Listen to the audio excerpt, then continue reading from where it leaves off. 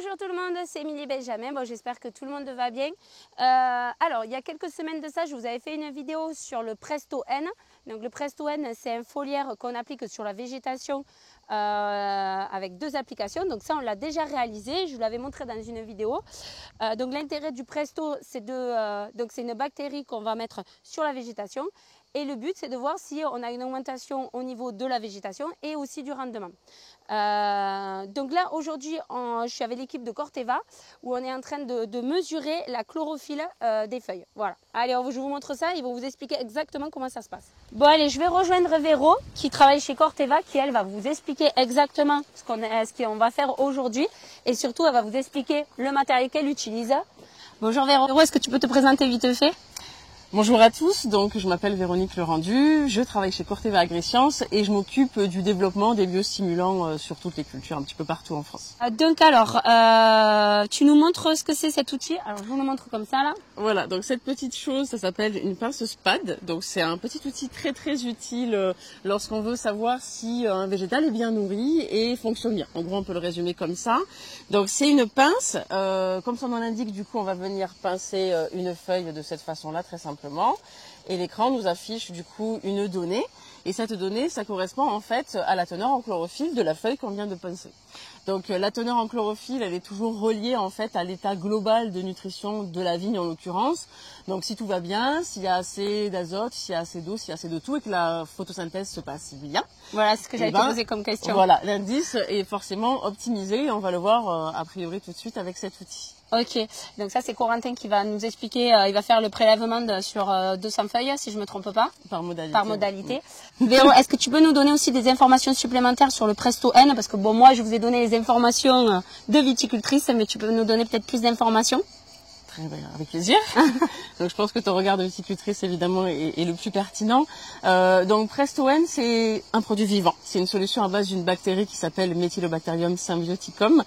Et cette petite bactérie, elle a cette capacité très intéressante à pouvoir récupérer le diazote de l'atmosphère, le transformer en une forme que la plante sait utiliser pour grandir, voilà, pour vivre, pour son métabolisme photosynthétique et sa croissance. Ok, donc en fait, comme j'expliquais dans la vidéo, le but d'utiliser, donc elle va vivre en symbiose l'une et l'autre, et en fait, ça va l'aider à pousser et aussi à développer au niveau du rendement aussi, quoi. C'est vraiment un intérêt sur les feuilles et sur les grappes, quoi, les deux. Si Exactement. L'objectif, en fait, c'est que l'état nutritionnel global en termes d'azote de la plante soit amélioré, que la plante puisse aller chercher une ressource additionnelle, un plus, en fait, et que ce plus, elle va l'utiliser, évidemment, en tout cas, c'est le but recherché pour le rendement. Ouais, voilà. Et puis le gros avantage aussi de ce produit-là, c'est qu'en fait, l'azote qu'elle va capter, c'est pas quelque chose qu'on va compter dans le comptage de l'azote qu'on va mettre directement dans nos cahiers de traçabilité. On est bien d'accord là, ça aussi. C'est pas de l'azote directement appliqué, en fait, c'est la bactérie qui récupère, qui apporte l'azote à la plante. À la végétation. Voilà. Donc du coup,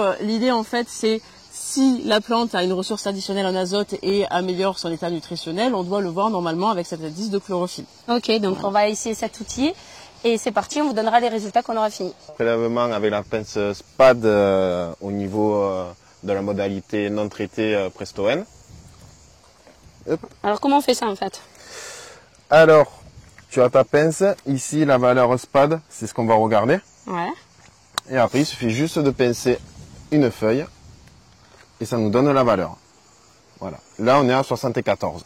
Ok. Donc là, tu fais combien de feuilles en tout là? On fait 200 feuilles par modalité. Donc on va faire 50, 50, 50. 53, 2.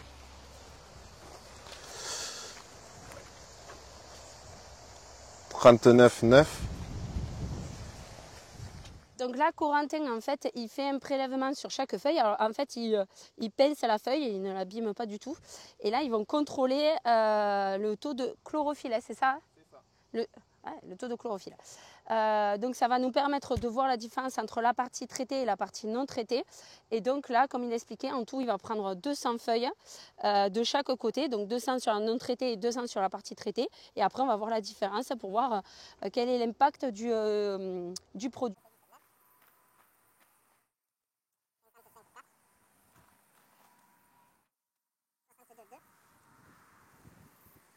Corentin continue à faire les prélèvements. Donc là, on change, on va du côté traité, là où on a mis le Presto N, et on va voir ce que ça donne en termes de résultats. Allez, c'est parti. Corentin, au comptage. 61,7, 55,7. Corentin, tu donnes les bons chiffres. Tu n'inventes pas des chiffres. Non, alors, c'est bon. attends, regarde, on va montrer exactement où c'est. Vas-y, prends une feuille. Voilà. C'est ici. Donc là, on est en 35,8. Là, on va en prendre une autre. Hop, on est à 61. Ok. On en reprend une autre, on est à 51,1. Corentin, en fait, en fonction de là où elle est ta feuille, est-ce que tu peux avoir des variabilités? Oui, on peut avoir une variabilité parce qu'on n'est pas sur les mêmes générations de feuilles. Ok. Donc les plus jeunes, ben, on va être sur une variabilité. Au milieu, on va en avoir une autre. Et les plus vieilles, on va avoir encore une autre variabilité. Ok, d'accord. Donc en fait, d'après toi, en bas, elles auront un taux supérieur qu'en haut, tu penses? Oui, vu qu'elles sont plus anciennes, il y aura plus de chlorophylle dedans. Allez, ok. Bien sûr. Donc quand tu prélèves en haut, au milieu, en bas. C'est ça. Comme, en fait, je monte, je descends. Je fais comme une petite montagne. Ok, comme une petite montagne. Une colline. 59,2.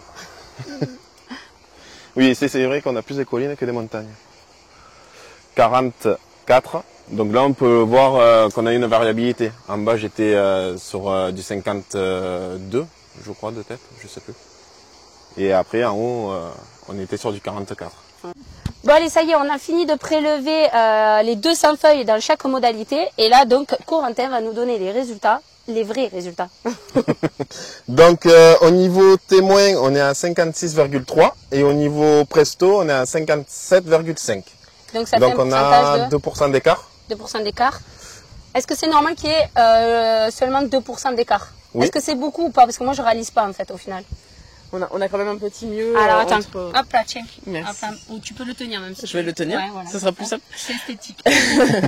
On a quand même un petit plus effectivement en faveur de la modalité où Presto N a été appliqué. C'est des résultats récurrents. On a généralement ce type d'écart sur cet indice de photosynthèse de chlorophylle lorsqu'on fait ce type de mesure. Ce qui est intéressant en fait dans ce cas-là et ce qu'on a regardé, ce qu'on a vu tout de suite lorsque Corentin a mesuré, c'est que dans la modalité Presto N, on avait beaucoup moins de variabilité entre les mesures. C'est beaucoup plus équilibré, ce qui tente à nous laisser penser que, a priori, l'activité photosynthétique est équilibrée, tamponnée, en fait, dans cette modalité, un petit peu plus que la modalité témoin. Et ça, c'est une chose qu'on observe assez régulièrement dans nos notations d'essai. Ok, moi, ma question, c'est quel est l'intérêt pour la vigne que tu aies cette régularité? Ça veut dire, en fait, ça met en évidence le mode d'action de la bactérie qui est qu'elle apporte, en fait, cette source d'azote complémentaire petit à petit, au fur et à mesure que la plante continue de vivre et de faire sa photosynthèse. Donc ça montre effectivement cette action équilibrée et continue. Okay. Voilà. Ça veut dire que s'il y a des à-coups, ça peut vouloir dire aussi que la plante peut être plus ou moins soumise aux conditions du sol, aux conditions abiotiques qui l'entourent. Si on a quelque chose d'un petit peu moins, on va dire, variable dans la modalité Presto N, ça tente à montrer aussi que finalement cette source d'azote, elle est moins dépendante par exemple des conditions du sol. Okay. Aussi, autre chose qu'il faut prendre en considération cette année, c'est que vous le savez, on n'a pratiquement pas eu d'eau. Donc en fait, moi j'étais un petit peu inquiète par rapport à cet essai, de voir si on allait voir des différences entre d'une modalité à l'autre, du fait que on manque beaucoup d'eau. Et au final, pour l'instant, on commence à avoir une différence qui n'est pas énorme, mais ça c'est suffisant. Mais après, ce qui sera le plus intéressant, c'est de voir les rendements qu'on aura pendant les vendanges. J'ai résumé comme il faut? C'est parfait. Très bien. Impeccable. Bon allez, moi je vous dis à la semaine prochaine et à bientôt à tous. Bye bye. Au revoir. Au revoir. Merci.